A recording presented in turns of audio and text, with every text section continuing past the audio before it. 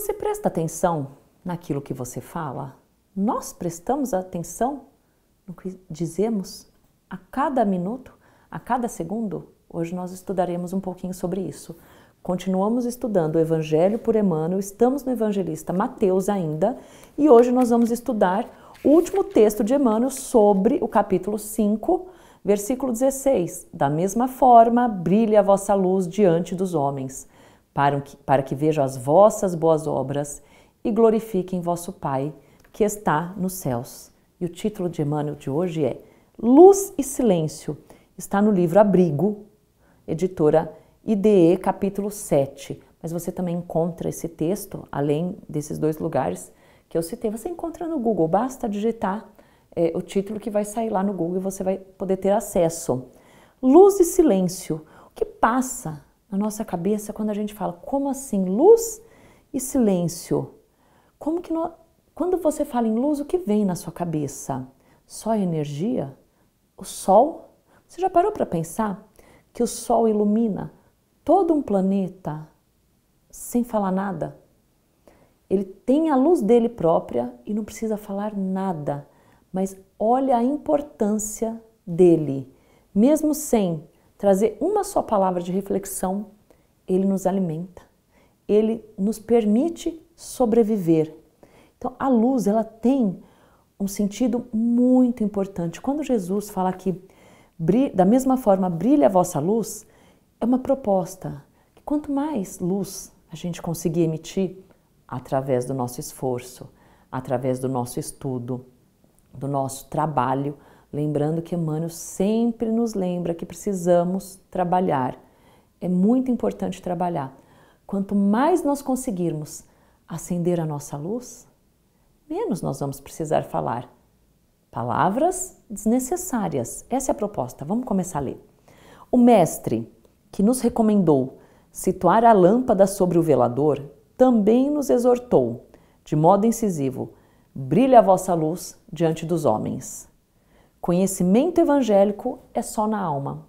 Quanto mais a gente conhecer do Evangelho de Jesus, dos exemplos que ele nos deixou e do que os apóstolos escreveram, mas nós vamos ter o quê? Esse sol que aquece a nossa alma, que nos dá aquela força para viver todos os dias, para continuar sempre, para melhorar. A primeira proposta é efetivamente de conhecimento, e a gente adquire conhecimento através do estudo. Compreendendo a responsabilidade de que somos investidos, esposando a boa nova por ninho de nossos sentimentos e pensamentos, busquemos exteriorizar a flama renovadora que nos clareia por dentro, a fim de que a fé não seja uma palavra inoperante em nossas manifestações. Esposando a boa nova por ninho de nossos sentimentos e pensamentos. O que é um ninho? O ninho ele está pronto? Não, é algo que a gente precisa construir e aprimorar.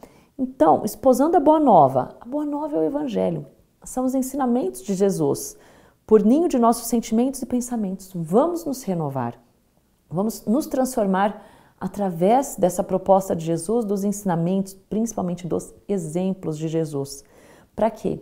Para que essa flama renovadora, porque quando a gente estuda o Evangelho, quando a gente para observar aquilo que Jesus fez, aquilo que Jesus nos deixou, isso nos transforma por dentro.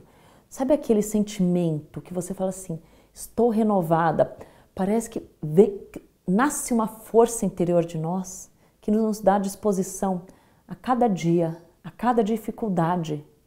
Ele nos traz essa disposição, porque a gente sabe que sempre depois de uma noite virá um dia, sempre depois de um dia escuro virá um dia de luz. E é isso que o Evangelho nos mostra, ela busca essa proposta que nós consigamos exteriorizar essa flama renovadora que nos clareia por dentro, porque quando a gente está aquecido por dentro, quando nós temos aquela certeza dos ensinamentos, daqueles nossos estudos, e é isso que nos alimenta, isso a gente consegue colocar para fora. E isso faz com que a fé não seja só uma palavra, a gente consegue unir a fé às nossas ações, que é o mais importante. Não adianta a gente só falar, a gente precisa agir. E Jesus, ele fez isso. Jesus, primeiro, ele exemplificava. E depois que ele falava, depois que ele ia para os sermões dele, para as pregações dele, mas primeiro ele vivia o que era necessário viver. E depois, através do exemplo, aí sim, ele tinha autoridade para falar. Ele sempre se utilizou disso. Onde repontem espinheiros de incompreensão, se a bênção do entendimento fraterno. Se a gente conseguiu acender essa luz interior dentro de nós, o que nós temos que aprender? Que a nossa fala, aquilo que nós vamos falar, a gente vai precisar falar só quando for o necessário. Vocês se recordam de Jesus falando algo que não seja necessário? Vocês se recordam de Chico Xavier entrando em debates? Não, ele falava aquilo que era necessário. Por quê? Porque às vezes o silêncio, ele fala muito mais do que qualquer palavra. A luz do Calvário de Jesus na cruz, a luz, o silêncio dele, aquilo falou por si só. Ele quase não falou durante todo o seu Calvário. E isso é muito emblemático. Às vezes, quando você faz para uma pergunta e a pessoa não responde, a resposta é muito... Tá na nossa cara, quando a pessoa nos dá o silêncio. A resposta, ela aparece para nós. O silêncio é uma forma da gente falar também.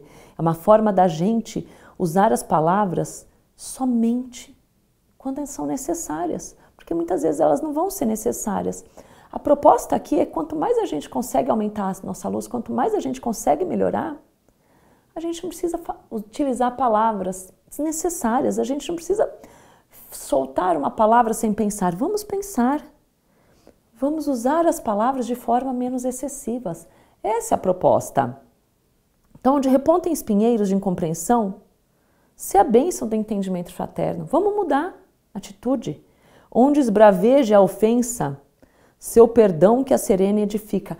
Ao invés de você revidar a ofensa, vamos devolver com perdão.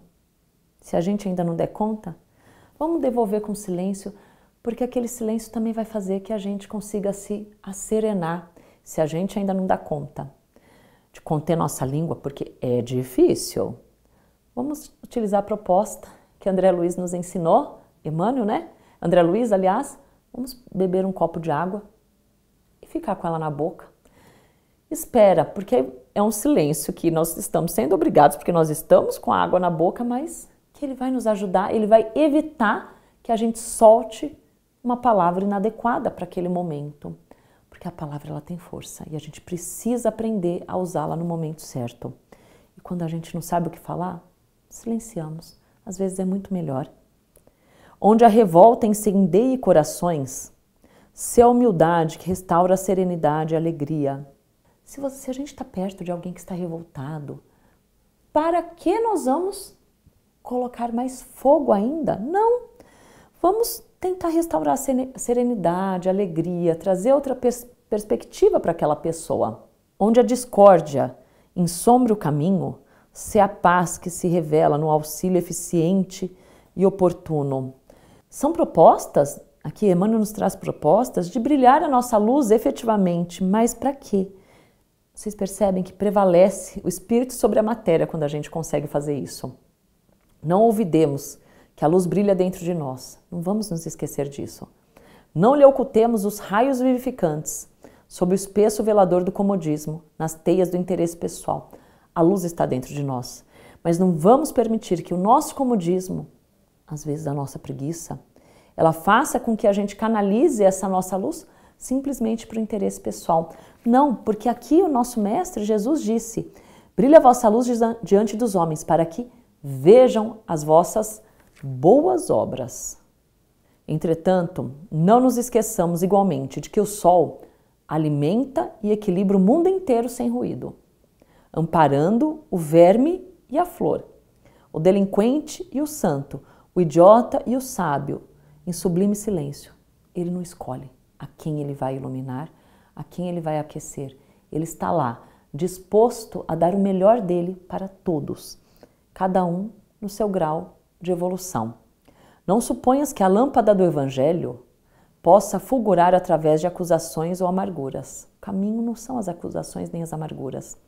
Enquanto a ventania compele o homem a ocultar-se, a claridade matinal, tépida e muda, o encoraja ao trabalho renovador. Às vezes a gente vê aquela ventania, vai dando algo ruim, né? Mas quando a gente vê aquela claridade matinal, parece que a gente se renova. E é essa a proposta do Evangelho, que ele nos dá essa luz, essa claridade matinal a todo momento. Inflamando o coração no luzeiro do Cristo, saibamos entender e servir com Ele, servir com Cristo, sem azedume e sem crítica, sem reprovação e sem queixa, na certeza de que o amor é a garantia invulnerável da vitória imperecível. Se a gente ainda não dá conta de utilizar nossa palavra de uma forma mais útil, vamos evitar o azedume, vamos evitar a crítica, a reprovação, a queixa. Vamos fazer silêncio, vamos tentar começar a mudar a partir de hoje. Ao invés da gente responder algo de uma forma que talvez a gente vá se arrepender lá na frente, porque na grande maioria das vezes a gente se arrepende, vamos trabalhar dentro de nós a nossa luz e aprender que nem sempre nós precisamos falar. O exemplo da luz, daquele que se ilumina, daquele que serve, daquele que trabalha, ele vale muito mais do que qualquer palavra. E muitas vezes o silêncio, ele é mais necessário do que uma palavra. Então, eu faço a pergunta novamente. Você presta atenção no que você fala? Vamos começar, a partir de hoje, prestar atenção efetivamente daquilo que sai da nossa boca. E principalmente, vamos ver se aquilo corresponde àquilo que nós estamos estudando, aquilo que nós queremos nos tornar melhor. Se você já consegue fazer essa relação, se você já consegue acompanhar o que você estuda ao que você fala, escreva nas nossas redes sociais, mostre como você faz isso para que você possa ser o nosso exemplo. E se você ainda não consegue, vamos tentar juntos, então, a dar esse passo de tentarmos falar menos e falar somente aquilo que é necessário. Eu aguardo vocês no nosso próximo estudo.